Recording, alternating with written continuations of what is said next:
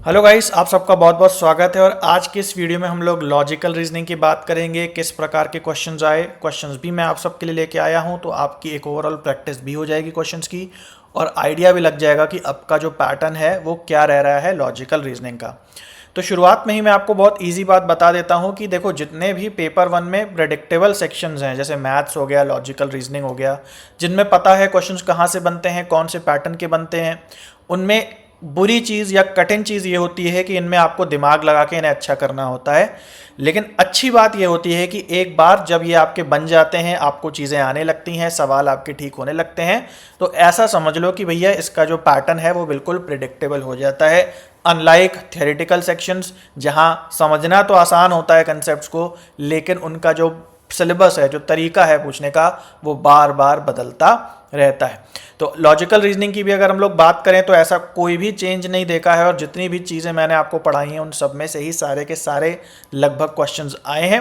लेकिन फिर भी अगर आप नए हैं, आपको लॉजिकल रीजनिंग अच्छे से नहीं आता, या आपने ऐसी क्लासेस नहीं देखी हैं जहां कम से कम समय में आपको क्वेश्चंस कराए गए हों, खासकर लेटेस्ट जो अभी 2025 में हुए, तो ये पूरी वीडियो देखना। इसमें मैं आपको क्वेश्चंस भी कराऊंगा, प्लस ये भी बताऊंगा कि कौन कौन से टॉपिक्स इंपॉर्टेंट हैं, जिससे पिछले बार भी क्वेश्चंस आए थे, अभी भी क्वेश्चन आए और आने वाले समय में भी क्वेश्चंस आएंगे, क्योंकि जैसे मैंने बोला कि इसका पैटर्न प्रेडिक्टेबल होता है।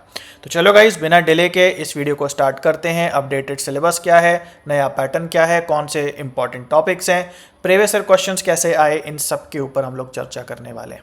तो ये आप देख सकते हो, ये एक ऑफिशियल सिलेबस है लॉजिकल रीजनिंग का, जो ऑलरेडी बहुत ज़्यादा डिस्क्रिप्टिव दिया हुआ है। कोशिश की गई है सारे के सारे टॉपिक इसमें आए, लेकिन फिर भी ऐसे कई टॉपिक्स हैं जो कि इसमें नहीं लिखे हैं, है ना। तो जैसा आपको पता है, प्रीवियस ईयर क्वेश्चंस मैं देखता हूं और आपको भी रिकमेंड करता हूं प्रीवियस ईयर क्वेश्चंस के बेसिस पे ही ये जज करो कि कौन से टॉपिक इंपॉर्टेंट है, कौन से नहीं। ऑफिशियल सिलेबस को इतना ज़्यादा मत देखो। उसके अलावा मैंने आपके लिए इजीली सारे के सारे प्लेलिस्ट के माध्यम से लेक्चर्स बनाए हुए हैं। पेपर उनके बेसिक से क्लियर करना चाहते हैं तो ज़रूर से देखें, यूट्यूब पर अवेलेबल हैं। और दिन में 2 बार आपको मैं टेस्ट सीरीज़ देता हूँ टॉपिक वाइज, और इसके अलावा जो प्रीवियस ईयर क्वेश्चंस हैं इन पे बेस्ड। तो टेलीग्राम चैनल भी ज़रूर से ज्वाइन करो, और टेलीग्राम चैनल नहीं है तो व्हाट्सएप चैनल ज़रूर से ज्वाइन करो। और इसके अलावा हमारी ऑफिशियल ऐप है जहाँ पे पेड कोर्सेज और test series, section wise test series की भी सुविधा अवेलेबल है। तो फुल कोर्स अपडेट हो रहा है आजकल, और इसीलिए मैं एनालिसिस कर रहा हूँ सारे क्वेश्चंस की, और आप सबको भी यहाँ पे वीडियो बना के अवगत करा रहा हूँ कि लेटेस्ट सिलेबस क्या चल रहा है। और इसके अलावा प्रीवियस ईयर क्वेश्चंस भी फाइनल आंसर की आते ही जल्दी से अपडेट हो जाएंगे। तो चलो आगे बढ़ते हैं और ये इंपॉर्टेंट टॉपिक्स देख लेते हैं। तो जैसा आपको पता है कि जो लॉजिकल रीजनिंग सब्जेक्ट है उसे आप 2 भागों में डिवाइड कर सकते हो। पहला है वेस्टर्न लॉजिक और दूसरा है इंडियन लॉजिक। तो वेस्टर्न लॉजिक में ये 3 जो टॉपिक हैं भाई, इससे ही सारे क्वेश्चंस आते हैं। सारे का मतलब 90% क्वेश्चंस इसी से आते हैं।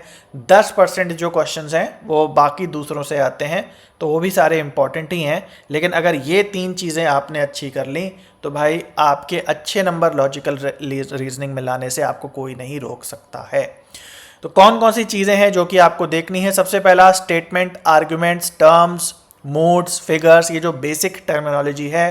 प्रीमाइस क्या है, कंक्लूजन क्या है, सिलोजिज्म क्या होता है, असर्शन, रीजन, एक्सप्लेनेशन क्या होता है, ये सारी चीज़ें अगर आपकी अच्छी हैं, बेसिक 2 लाइन की डेफिनेशंस हैं जो कि मैंने आपको कराई हुई हैं।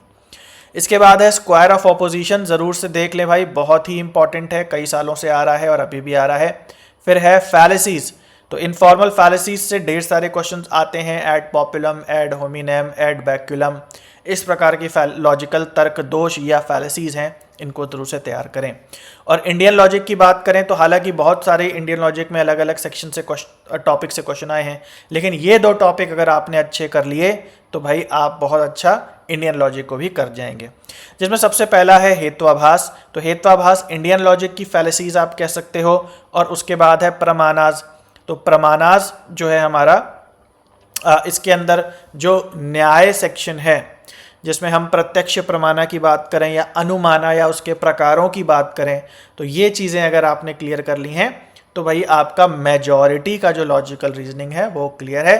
कई सालों से सेम यही पैटर्न है, इस बार भी यही पैटर्न है, और अगली बार भी आपका इन्हीं सब में से ही क्वेश्चन आना निश्चित है। तो चलो भाई, बिना डिले के हम लोग चलते हैं और 2025 यानी लेटेस्ट जो प्रीवियस ईयर क्वेश्चन हैं उनका एक आइडिया ले लेते हैं कि किस प्रकार के क्वेश्चंस जो हैं बन करके आए हैं। तो यहाँ पे देखते हैं सबसे पहला क्वेश्चन, फैलेसी से ये क्वेश्चन है, which correct reasoning is undermined by the deliberate misrepresentation of the opponents position is said to be the fallacy of. Opponent या आपके विरोध में जो व्यक्ति है जो आपसे प्रश्न कर रहा है उसका जो पोजीशन है, पोजीशन मतलब कि वो जिस मुद्दे पे आपको घेर रहा है उसमें अगर आप उसमें डेलिबरेट मिस रिप्रेजेंटेशन करें, मतलब जो वो बात कर रहा है उस बात को ना पकड़ के आप कोई और ही बात पकड़ने लगें।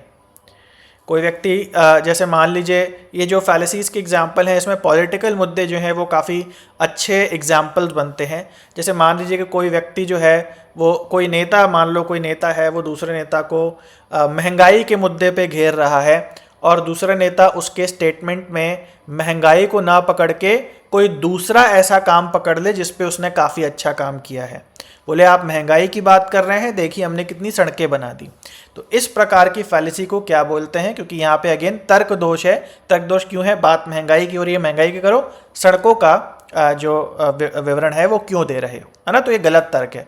तो इसको जी एक बात जो कहनी है, एक पोजीशन जो है उसे मिस रिप्रेजेंट करके किसी दूसरी ही बात को का जवाब देने लगना, ठीक है? तो ये इसके अंदर आता है रेड हेरिंग के अंदर। रेड हेरिंग मतलब ध्यान को भटकाना, किसी और चीज़ की बात करना। जैसे छोटा बच्चा रो रहा है मार्केट में, मेले में, मम्मी से कह रहा है मुझे खिलौना ले दो, और मम्मी उसको दिखा रही है देखो आसमान में कबूतर उड़ रहा है। तो मतलब एक जो पॉइंट है, जिस पॉइंट पे वो बच्चा अड़ा है, उसको मिस रिप्रेजेंट करके कुछ और ही बात उसे बताई जा रही है ना। तो फोर्थ पॉइंट यहाँ पे सही हो जाएगा। अगला क्वेश्चन देखते हैं, which of the following statements are so related that they cannot both be true nor can they both be false. तो ये स्क्वायर ऑफ ऑपोजिशन का क्वेश्चन है जिसमें पूछ रहा है कि दो ऐसे प्रोपोजिशंस बताओ जो ना तो ट्रू हो सकते हैं साथ में और ना तो फॉल्स हो सकते हैं साथ में। दूसरे अर्थों में बोलें तो दोनों एक साथ दोनों की जो ऑपोजिट वैल्यूज हैं वो हमेशा अलग अलग रहती हैं। मतलब एक ट्रू होगा तो दूसरा फॉल्स हो जाएगा, एक फॉल्स होगा तो दूसरा ट्रू हो जाएगा, सेम ट्रूथ वैल्यूज नहीं हो सकती। तो सही पहचाना आपने। अगर आपने स्क्वायर ऑफ ऑपोजिशन मेरे से पढ़ा है, मैंने आपको फ्री में भी यूट्यूब पे पढ़ाया, पेड कोर्स में भी अच्छे से पढ़ाया है। ये जो फैलेसी, ये जो स्क्वायर ऑफ ऑपोजिशन है वो कहलाता है कॉन्ट्राडिक्टरी।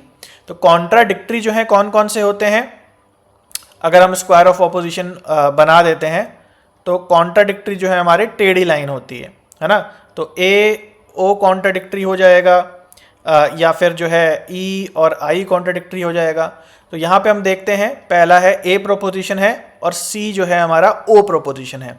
तो ए और ओ का जोड़ा तो हमको क्वेश्चन में दिया है, ई और आई का दिया नहीं है। तो जो दिया है वही सही आंसर हो जाएगा, यानी ए और सी मिला के पहला ऑप्शन जो है सही हो जाएगा। ओके, अगला क्वेश्चन देखते हैं, identify figure and mood in the following. तो जैसे मैंने बोला कि बेसिक्स को आपको बहुत बहुत बहुत अच्छा करना है भाई, क्योंकि इसी से मतलब आपको एडवांस नहीं भी आ रहा, कॉम्प्लिकेटेड नहीं भी समझ में आ रहा, बेसिक चीज़ें समझ लोगे, आपके आधे से ज़्यादा क्वेश्चंस ठीक हो जाएंगे लॉजिकल रीजनिंग में, which is a good thing, क्योंकि जितने भी प्रैक्टिकल चीज़ें हैं वो प्रेडिक्टेबल हैं और बेसिक से क्लियर हो जाती। तो यहाँ पे देखिए एक सिलोजिज्म दिया है, all sodium salts are water soluble substances, all soaps are sodium salts, therefore all soaps are water soluble substances। यानी कि आपको प्रीमाइस 1 दिया है, प्रीमाइस 2 दिया है और उसके बेसिस पे फाइनली में एक कंक्लूजन दिया है। आपको सबसे पहले तो इसका फिगर बताना है और मूड बताना है। तो मूड बताने के लिए आपको ये पता करना है कि ये तीनों स्टेटमेंट्स ए हैं, ई हैं, आई हैं या ओ हैं। तो जैसा आप देख सकते हैं तीनों ऑल से स्टार्ट हो रहे हैं, ऑल ऑल ऑल, तो तीनों ही क्या है, इसका मूड क्या हो जाएगा, ए ट्रिपल ए। तो यहाँ पे सेकंड ऑप्शन और फोर्थ ऑप्शन में आप देख सकते हो इसका मोड ट्रिपल ए दिया हुआ है। अब आपको बताना है कि इसका फिगर कौन सा है। फिगर जानने के लिए हमें मिडिल टर्म बताना पड़ता है कौन सा है। तो मिडिल टर्म के लिए हम पहला प्रोपोजिशन देखेंगे, पहला प्रीमाइस देखेंगे और दूसरा प्रीमाइस देखेंगे। तो यहाँ पे दोनों में कॉमन जो टर्म है वो है सोडियम सॉल्ट्स। तो सोडियम सॉल्ट्स पहले प्रीमाइस में दिया है सब्जेक्ट में, जबकि सोडियम सॉल्ट्स दूसरे प्रीमाइस में दिया है प्रेडिकेट में। तो मिडिल टर्म की पोजीशन है सब्जेक्ट एंड प्रेडिकेट यानी एसपी, और एसपी जो पैटर्न होता है वो हमारा होता है फिगर का फर्स्ट फिगर। यहाँ पे आके बहुत बच्चों का दिमाग घूम गया होगा, वो कह रहे होंगे बस भैया इस वीडियो को रोको, नहीं समझ में आया आगे। तो भाई मैं आपको इतना बता दूं कि ये बहुत बेसिक सी चीज़ है, आपको ज़रूर समझनी चाहिए। और अगर आप पहली बार इस चीज़ को देख रहे हैं तो भाई एग्जाम में लॉजिकल रीजनिंग को छोड़ के आना अगर नहीं समझ में आई, क्योंकि ये तो बस शुरुआत है। इसके आगे आगे square of opposition, immediate inference, connotation, denotation, inductive, deductive, बहुत सारी चीज़ें हैं जो कि इन बेसिस के ऊपर ही आप समझ पाओगे। अगर फंडामेंटल नींव नहीं क्लियर है आपकी तो फिर आपका दिमाग घूमता ही रहेगा। ठीक है, तो ये चीज़ें हैं जो आराम से समझोगे तो समझ में आएंगी। हो सकता है अभी समझ में ना आ रही हो, क्योंकि जितने भी ज्ञान है वो इंसान के दिमाग के लिए ही बना है भाई। कोई ऐसा एलियन का ज्ञान नहीं बना है कि आपको समझ में नहीं आएगा, बस थोड़ा सा पेशेंस चाहिए होता है। अगला क्वेश्चन देखते हैं। अकॉर्डिंग टू न्यायिकाज, when we perceive one pot we perceive the universal potness as its defining its property due to. कह रहा है न्याय के अनुसार जब हम कोई पॉट या घड़ा देखते हैं तो उस घड़े को देख के हम समझ जाते हैं कि ये घड़ा है। हमें कोई बताना नहीं, किसी को बताना नहीं पड़ता है कि तुमने जो अभी चीज़ देखी है वो घड़ा है। क्यों ऐसा होता है? क्योंकि जो पॉटनेस है, घड़ापन है, या घड़े के जो एक तरीके से लक्षण हैं, प्रॉपर्टीज़ हैं, वो हमारे दिमाग में ऑलरेडी डली हुई हैं। अगर आपने देखी पेन तो आपको बताना नहीं पड़ता है कि भैया ये पेन है, आपको पता है कि ये पेन है। क्यों? क्योंकि पेननेस का जो कंसेप्ट है वो आपके दिमाग में ऑलरेडी डला हुआ है। तो ये जो प्रॉपर्टीज डली हुई हैं दिमाग में, ये क्या कहलाती हैं, या इन प्रॉपर्टीज के बेसिस पे जब किसी ऑब्जेक्ट को आप आइडेंटिफाई करते हो तो ये कौन से प्रकार का प्रत्यक्ष प्रमाणा कहलाता है न्याय के अनुसार? तो सही जवाब है यहाँ पे सामान्य लक्षणा। तो कई प्रकार के प्रमाणा के प्रकार हैं, खासकर अलौकिक के अंदर। सामान्य लक्षणा, ज्ञान लक्षणा, योगजा, जिसमें ये सामान्य लक्षणा में आता है। पॉटनेस, काउनेस, है ना, बैगनेस, मतलब कोई भी चीज़ आप देखते हो पहचान जाते हो कि वही है, क्योंकि उसके जो रंग रूप और जो आकार है वो आपके दिमाग में पहले से पड़ा है। उसी से आप हर एक चीज़ को देख के उसे समझ पाते हो।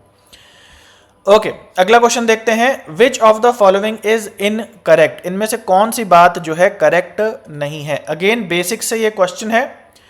कह रहा है प्रोपोजिशंस का ट्रूथ एक एट्रीब्यूट है, तो सही बात है। प्रोपोजिशन स्टेटमेंट्स को ट्रू फॉल्स कह सकते हैं।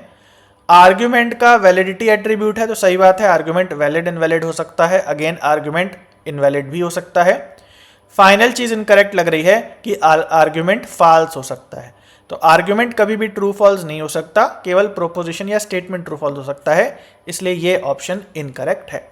तो आई होप आप समझ पा रहे होंगे कि बहुत ही इजी क्वेश्चंस आते हैं लॉजिकल रीजनिंग के, प्रोवाइडेड है कि आपको उनके नियम पता होने चाहिए। सारे नियम और बिल्कुल सिस्टमैटिक तरीके से हमने कोर्स में अपने बात की हुई है। डेमो के लिए 20 लेक्चर फ्री हैं, ज़रूर से देखें। और अगली बार आप अच्छा स्कोर करना चाहते हैं तो मैं हाईली रिकमेंड करता हूं कि आप पेपर 1 का कोर्स अभी से ही ले लें, ताकि आपके पास वो एक लंबे समय तक रहे, अपने आपके नोट्स भी बन जाएं और आराम से आप बाद में उसे रिवाइज भी कर पाएँ। क्योंकि जैसे जैसे समय कम होता जाएगा प्रेशर बिल्डअप होता जाएगा, और जो इत्मीनान से सीखने वाली चीज़ें हैं, खासकर जो प्रैक्टिकल चीज़ें हैं, मैथ्स, लॉजिकल रीजनिंग वगैरह, अभी आपको डर कम लगेगा तो इत्मीनान से आप सीख लेंगे। बाद में आप डर में यही सोचेंगे अच्छा ये छोड़ दे तो चलेगा, वो छोड़ दे तो चलेगा।